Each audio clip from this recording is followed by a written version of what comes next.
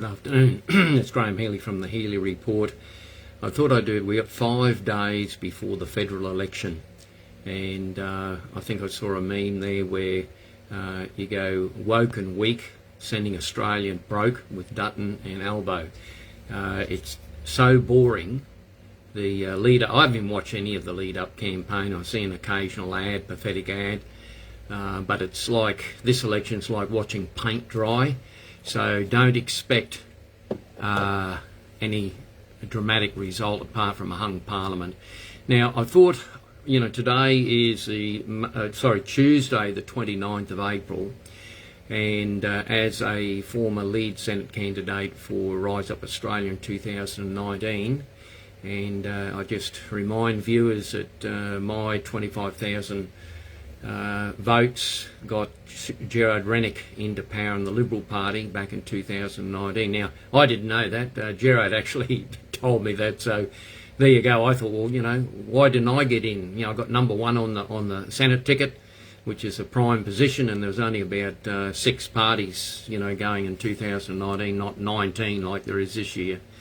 But what I wanted to do is, I've given a couple of political pundits have contacted me, and they said, well, you've made some pretty bold predictions, and they're sort of going on facts and figures and all this. And I just reminded an associate, a political associate, that I don't go on, well, I do go on facts and figures to a degree, but really, rather than reasoning, I go on revelation. I'll just say that again.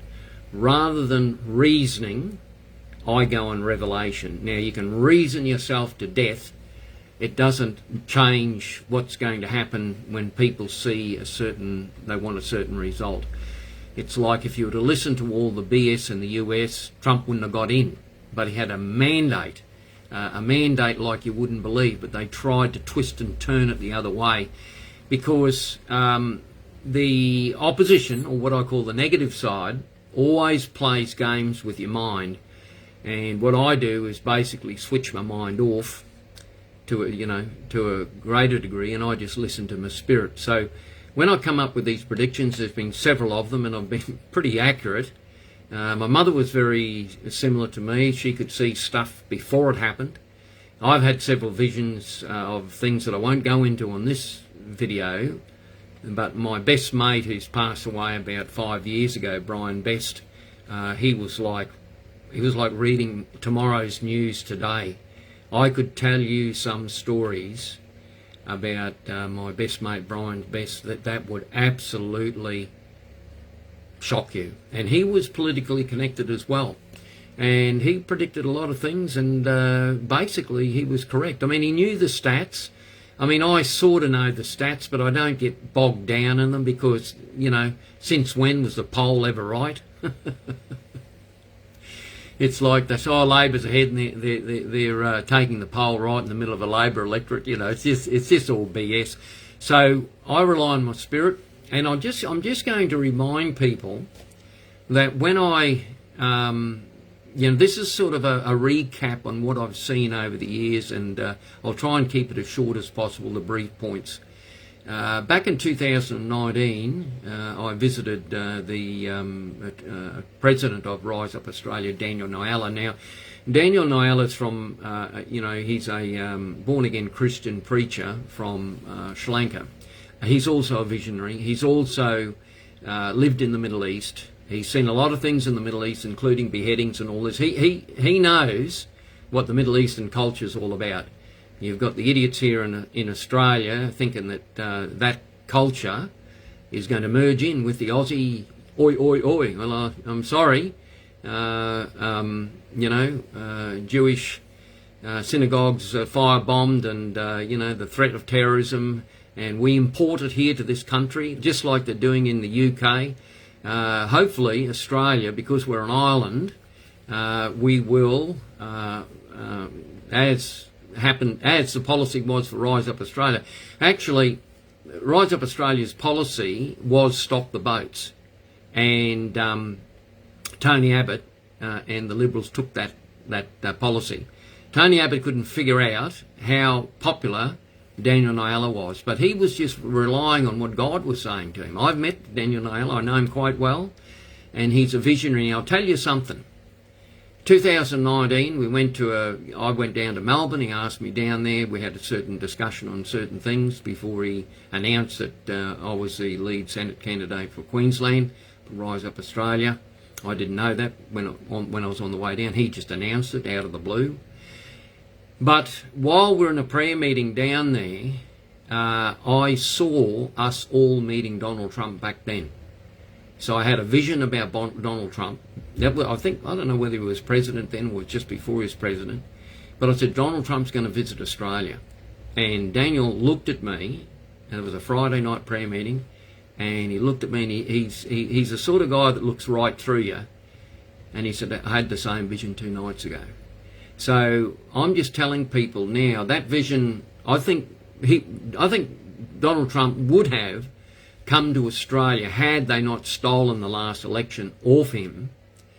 And then you had Donald Trump Jr., who's a top bloke, great guy, just as good as his dad. And our woke government stopped the son of the President of the United States from coming to Australia. But they will open the door for all the Middle Eastern terrorists and potential terrorists and people who they've got no idea how to screen them, because how in the hell would you know who's what from the Middle East coming over here? How can you screen them properly? You can't. That's the answer. So you know where Albo and the Greens are coming from. They're pro Palestine, all this sort of thing. They're pro-communist China. They're socialists, but they're worse than socialists. They're actually communists with lipstick on, as my mate Pat Massetti says. So I just won't get diverted on that, but I'll get to the vision about Australia. When I first met Daniel Nayela, he rang me up, and I said to him, I've got a vision for Australia. Now, I wrote this vision down, I think about 2016 from memory. I've got it on one of my websites. It's all there. And I'll just describe it to you today because it's very relevant to this election. I'm seeing this come to pass. Now, what I saw about in 2016, before I ran for the Senate, I saw Australia had, there was a change of government, a style of government. I saw senators rising up, just like they are now. Senator Rennick's certainly one of them, or if not one of the key ones. And I saw senators rise up, and then they took territories, basically territories like Bob Katter. I know the Katter family. I knew Bob's father. I used to work at the airport, and we'd see them through quite regularly. So, like, say, for instance, Bob Katter winds up in the Senate, and he, of course, his territory is Kennedy. And then Senator Rennick, I believe, will definitely be in the Senate this election. And his territory, southeast Queensland or whatever, So what I saw was senators rising up, and they were men of integrity, and the form of government that we had started to change. In other words, what we did, we cut out the middle tier of bureaucracy. We definitely did a Doge, government efficiency program, and we cut a lot of red tape, and actually we reduced the size of the government right down because it's totally unnecessary. I think we've got about, almost up to 40 to 50% of our economy is all in bureaucrats, overpaid to the hilt, by the way. I'm not talking about the workers, but I'm talking about the upper echelon. They're just, they're on the gravy train getting paid for nothing. So to create problems, they're not there to create solutions. So then what I saw was the Bradford irrigation scheme was developed. Now, Clive Palmer, I saw, had, initially I thought it was Twiggy Forrest. Twiggy Forrest has fallen off the bandwagon. He's gone. I don't know what's happened to Twiggy Forrest, but, he's, as far as I'm concerned, he's fallen off the bandwagon. But Clive Palmer took over, really. So Clive sort of is the man that can get behind this great project, and of course it's the Bradford irrigation scheme. And the Bradford irrigation scheme was built. It took 5 years to build, and it turned the central part of Australia into basically like it was a Garden of Eden, like all the dry parts of Australia, Lake Eyre and all that. It irrigated the lot. and then we decentralised the whole country. We were supplying, grain and crops and you name it, rice. We were growing rice for especially Japan. And then I saw Toyota start to build great vehicle construction manufacturing plants in Australia, back and around Adelaide and all those areas. So I saw a reconstruction of the manufacturing part of Australia. So, we had the great projects that were happening, such as, the minerals we've got, the gold and everything else like that. But especially, when Australia was cash flow positive before Whitlam, we, from memory, I mean, Gerard Rennick has got a lot more facts and figures on this than I have, but I just remember from, I'm 70 this year, so I remember back then that we were riding on the back of our agricultural industry and the cattle industry and the sheep industry, and Australia was cash flow positive. The Commonwealth Bank, we were printing our own money, and we backed it up with gold. So we were actually a sovereign country that we could negotiate with any country in the world, but we negotiated from a position of strength. And then, of course, then came Whitlam and Bob Hawke. I mean, I liked Bob Hawke as a person, but unfortunately, when you look back in retrospect, what sneaky things they did then, and then they created. Basically, they globalised Australia. So what they did, they opened up Australia's borders to transnational corporations, and those transnational corporations didn't pay tax. A lot of them were hit with subsidies, and that's just the taxpayers paying for their profits basically. Sure, they employed people, but that's a minor part of what they take out of the country. Like I remember 2019, I think Apple had a $9 billion profit.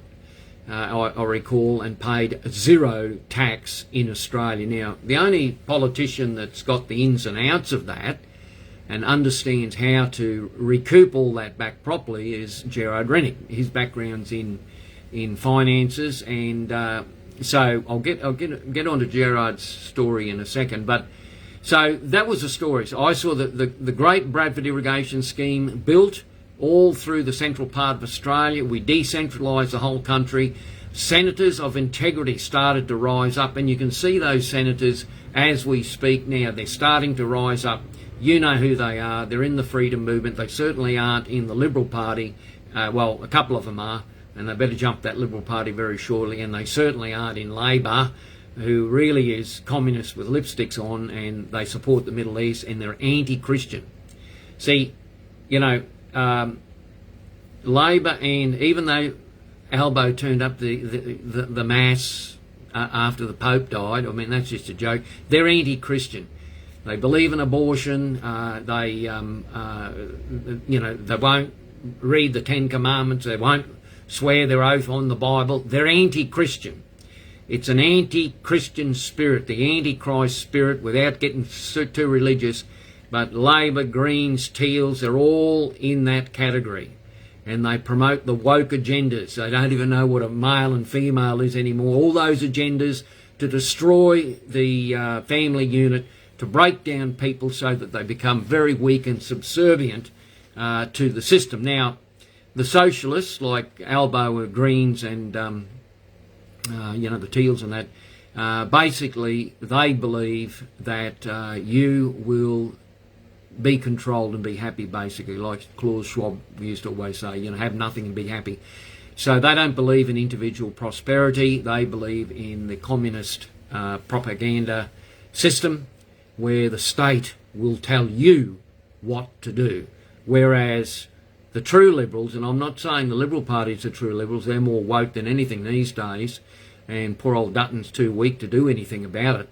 But the true Liberals, I mean, as the Liberal Party was founded originally, which unfortunately it's not like that anymore, it was all about empowering the individual, reducing the size of government, and promoting the small to medium business, which is basically the lifeblood of the country. Now, there's only one politician who knows how to reconstruct the economy of Australia, and that's Gerard Rennick. Vote 1 for Gerard Rennick this election in, the 3rd of May.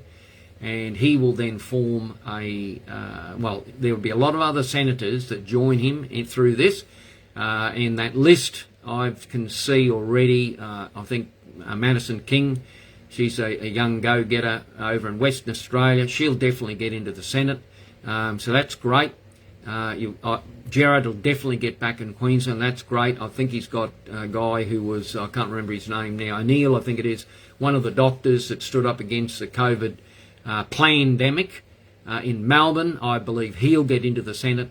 And I think in New South Wales, I'm not certain what the story is there, but I think Craig Kelly's given it a good run with the Libertarians down there. I think he's leading the Libertarians. So Kelly's got to get into the Senate as well, because he's a truth warrior. And actually I saw Craig Kelly as a future Prime Minister, and that was back, the last election, when he was with United Australia Party, and I just couldn't figure out why it didn't happen at this time. I think it had to get worse before it got better, and it had to go into the timing with Donald Trump. Now, getting back to that, I'll just repeat that story again. About 2016, I saw the Vision for Australia. There were senators of integrity that rose up, and they formed a different style of government, which reduced the bureaucracy seriously, and it took out the middle tier of government. So we just had the local councils and all that, and then we had the senators, and basically, from memory, we basically shut down Canberra practically. So we didn't need Canberra anymore, because it's just Canberra's Canberra itself, the ACT is the hub of all the pornography in Australia. So that's very concerning. It's a little cesspit all on its own down there. It's a little swamp all on its own that needs to be shut down. So we don't need to go into Canberra so often these days, because we've got the internet, we've got Zoom and all that sort of stuff, and we bring the senators closer to the people, like Senator Rennick's party, people first. The people are the most important thing, to have their representatives in close proximity to the pulse beat of the people, just like Bob Katter does up in Kennedy. Bob Katter and his family will be there forever.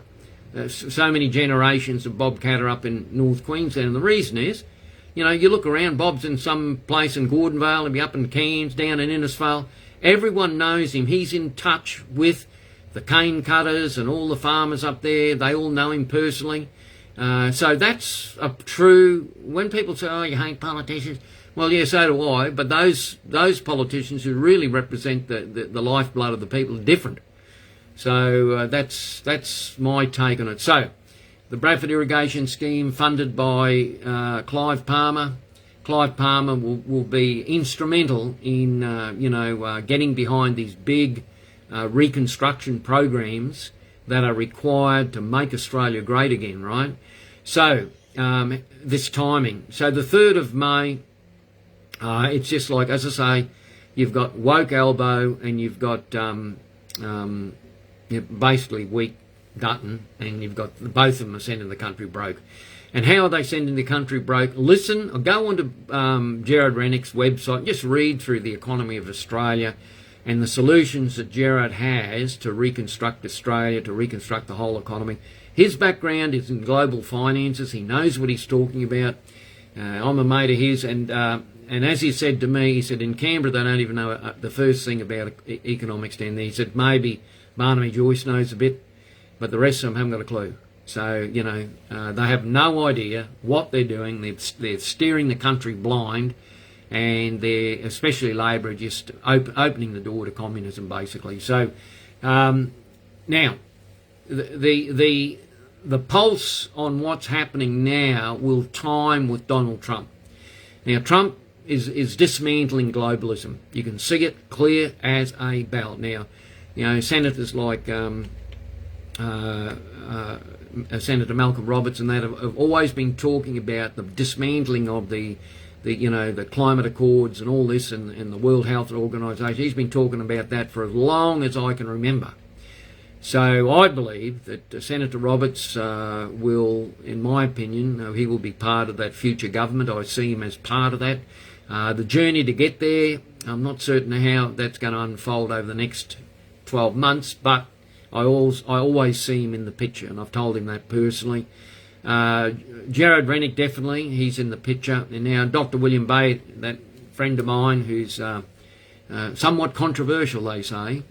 Dr. Bay's now an independent, and you'll see Dr. Bay as that's his best position as independent. He sees himself very much like Robert Kennedy Jr., and I see him as that as well. He's a highly intelligent medical doctor, and he stood up against the COVID pandemic. And when I say pandemic, that's exactly what it was. It was not a pandemic. The mRNA injections were deadly, but you may as well say they're deadly poison, because what they do. And I've got a med science degree, but it wasn't just me saying I've got a med science degree. I listened to Nicholas Provinsky, Australia's foremost vaccinologist, about all this in 2020, and the government just completely ignored him. Plus, the government ignored all the other, medical experts that actually knew what they were talking about as far as immunology and all that sort of stuff. And they just had their bunch of parrots who regurgitated what Fauci said. Fauci's a criminal, and regurgitated what the CDC said, and the CDC was totally controlled by Pfizer, and the TGA in Australia was totally controlled by Pfizer as well, because 95% of their funding comes from Big Pharma. So you think about this, remember Skerritt, that Senator Rennick absolutely grilled, and so did Senator Roberts actually, grilled them in Senate estimates. And of course, good old Professor Skerritt, who's never treated a real patient in his life, so typical of these characters in his bureaucratic jobs. He got his PhD on studying wheat, as in Weet-Bix, folks. So here he is, determining what's safe and not safe to be injected into the population, and he himself has never been a medical doctor. So this is typical of the bureaucracy that we've got in this country, and the bottom line is that the TGA never ever reported the deaths correctly. They never reported the dangers of the mRNA technology, which was novel. That means it was never used on humans before. And when you understand what happens with that spike protein, it replicates itself through every cell in the body, and believe you me, the consequences of that mRNA injection is going to come down as worse than thalidomide ever was. And of course, thalidomide, as you know, look it up on the internet about thalidomide, all these children born without arms and legs, it was perfectly safe and effective by the fraternity Big Pharma at the time. My mother, and I was born in 1955, my mother spoke about this during the COVID times, and she's passed away now. And Dad, my father, died from the Pfizer injection, and so that's another story. But my mother remembers thalidomide, and she said to me that the doctor, because she had 4 boys, I'm the oldest of 4 boys, and she said to me the doctor had advised her for morning sickness to take thalidomide, but deep down inside there was a big no. Mum refused to take it. And I said, thank God you did, Mum, because, the boys would have been born, if born, stillborn, no legs, no arms, all this sort of stuff. It took 10 years for the so-called medical fraternity to admit that was the cause of the thalidomide babies, and the doctor who exposed it through the Cochrane report. It's a bit like they have these peer-reviewed medical magazines like The Lancet and all this sort of stuff. And back then, the doctor who concluded that through his, tests and the random, tests he did or whatever he did at that particular point in time, look it up on the internet, of course they got rid of him off the board. So this is what's happened this time. The government lied. The likes of Daniel Andrews, who is being sued on a criminal offence. I actually saw Daniel Andrews in jail. In 2020, when all this came down, my vision was he was in jail. He will be jailed. And I believe that there's a process going on now to have him up for criminal charges, which he should be. He should be in jail. The whole government and the bureaucrats, the so-called medical officers, the hospitals that were going on about the gold standard for PCR testing. Look, we knew that the PCR test is about 90% inaccurate. So all those cases they were raving about, you know, every morning they'd get up and spruik like little parrots. Oh, we had so many cases. The reality was 90%, 80 to 90% of those cases weren't really cases at all. They were false positives. And the knowledge on that PCR test was quite... The medical fraternity, that those in the know, knew all this about the PCR test.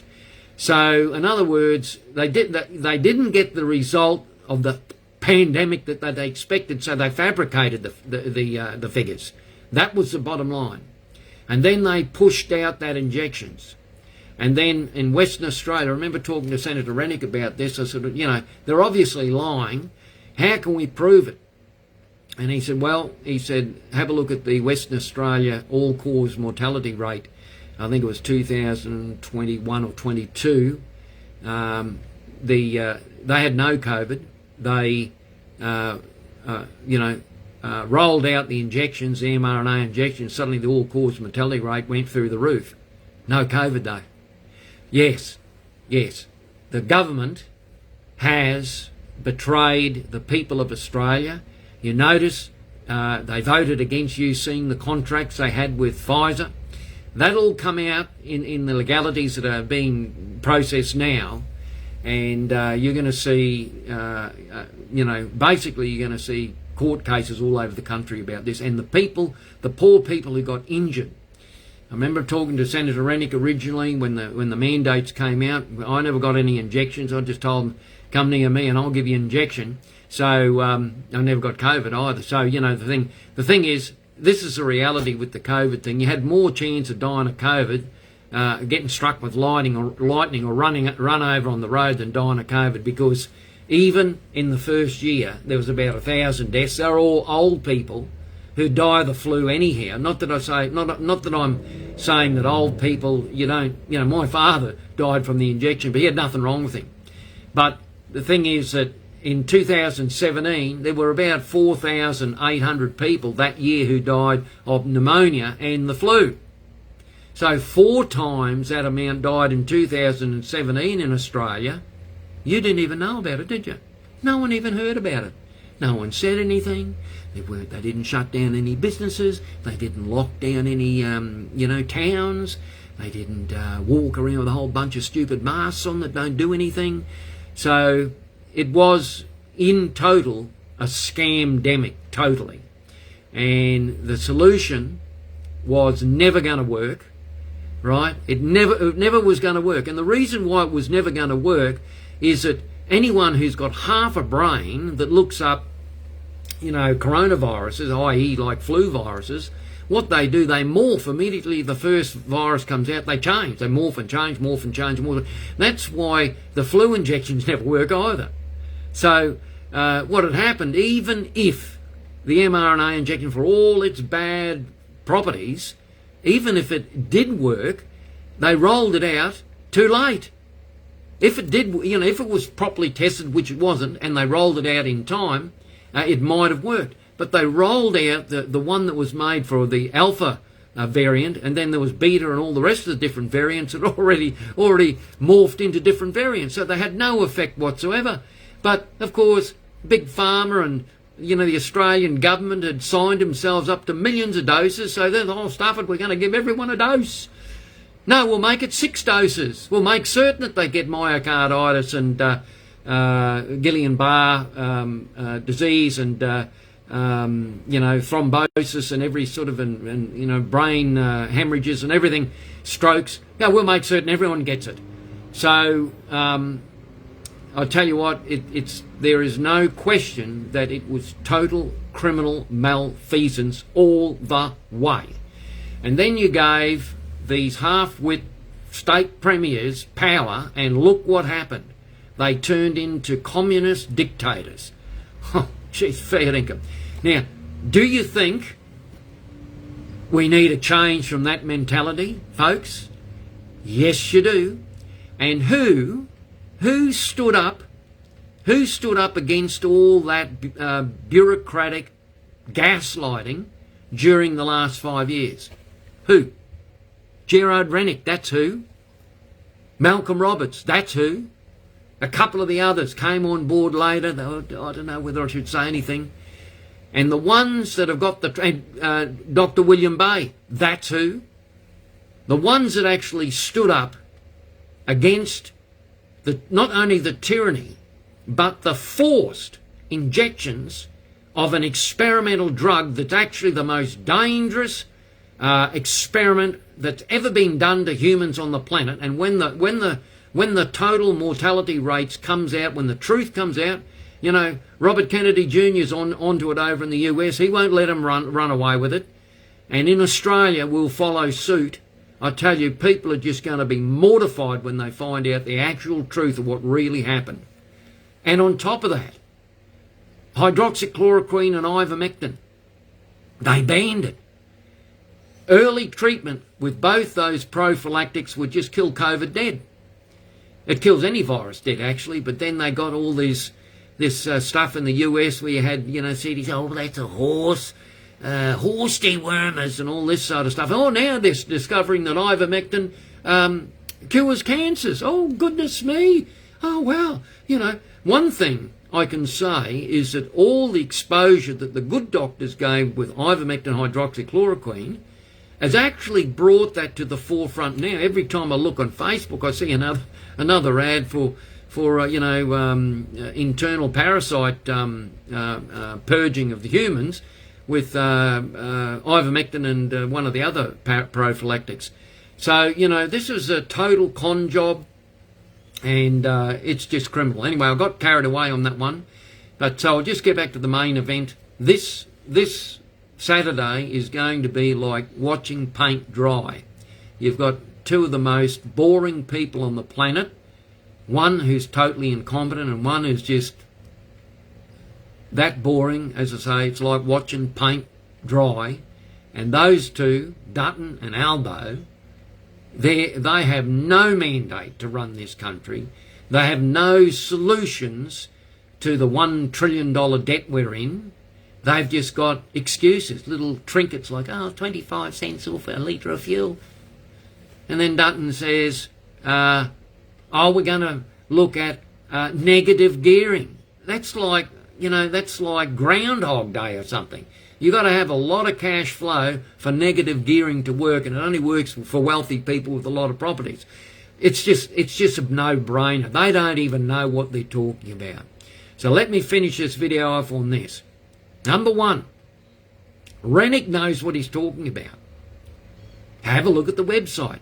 People First website. I guarantee you, this is my prediction, he will get in with flying colours. Madison King in Western Australia, a real smart young girl, switched on, knows what globalism's all about. She's going to get in. Now, I think I was just talking to Nicole Delap, who's People First in my area here, Ryan. I believe she will get in and knock the Greens out. Just between you and me, I'm not going to say where I am here, but, you know, I think in the set of units behind me, I think I've got the Greens leader there. Sneak out at night. Anyway, we got to get rid of the Greens, God's sake. You know, they're secret communists behind the scenes. They're abortionists, they're anti-Christian, and they're so far away from what Bob Brown, the founder of the Greens, is all about. They're all about the wind farms and solar and everything like that. They used to protect trees. Now they're destroying the rainforest. I mean, talk about hypocrites. And you look at that character who's in charge of the Greens now, fair dinkum. I don't know how you feel about him, but I'm not going to say what I feel like doing to him, but just a little grub. That's the best I could call him. You look at him and think, oh, geez, you're a grub. So let's get rid of him, and let's get Rennick in. Let's get Melissa King in over Western Australia. Let's get, I think his name's the guy for People First, Ahern, or I forgot what his name is, but anyway, he's a doctor down in Melbourne. Harry. Anyway, look him up. People First. Go onto the website of People First and have a look at the candidates. And when you go to the election polls, make certain you vote. Above the line for the Senate. The first 6, my choice is 1, Gerard Rennick. 2, Dr. William Bay as an independent. 3, 4, 5, 6, the other freedom parties. You can include, the other ones that you are happy with. Be it Family First, be it the other senators. Just think very carefully about it. But what I ask you not to do is don't put Liberals, Labor or the Greens in the 6 at all. So, you want to vote for Malcolm Roberts? Yeah, vote for Malcolm Roberts. Put him in that first 6 somewhere. But don't vote for the major parties. And down in the lower house, I believe that People First is going to get more people across the line than Gerard thinks. He thinks, oh no, you mightn't get that many across the line, but I reckon he's going to get more across the line than he thinks. I think the guy, the ex-Navy guy, John Armfield, I think his name is, down at the Gold Coast there, I reckon he'll get across the line. A lot of returned soldiers down there. And Senator Rennick's party will just get stronger and stronger because a lot of people want to join it. Then he'll become the third force in Australia. Now, where will we go from the 3rd of May? Now, there's a 99.99% chance it'll be a hung parliament. So, if Albo gets in by the... Heaven help us if Albo gets in by the skin of his teeth, but I'm assuming that Dutton will make it by 1 vote or, something like that.